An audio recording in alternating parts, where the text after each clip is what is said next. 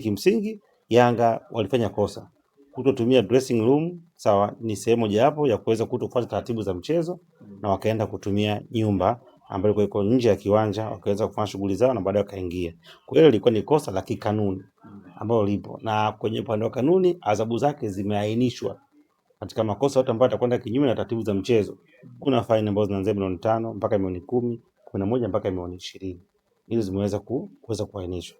Sasa kuadhibiwa, wangepigwa milioni 5, wangepigwa milioni 10, 15, it's fine, kwa sababu ingekuwa iko within, na kitu hicho kifanya sio ambacho kinakubalika.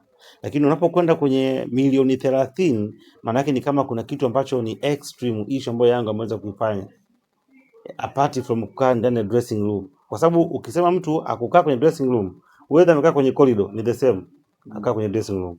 Akiwa amekaa kwenye gari, akuingia kwenye dressing room. Akiwa amekaa kwenye running track, akuingia kwenye dressing room. Kosa ni hili moja. Hata kama unakumbuka kwenye mechi ya Simba na Yanga ya kwanza ya ligi, Simba akuingia kwenye dressing room, walikaa kwenye corridor. Je, waliadhibiwa milioni 30?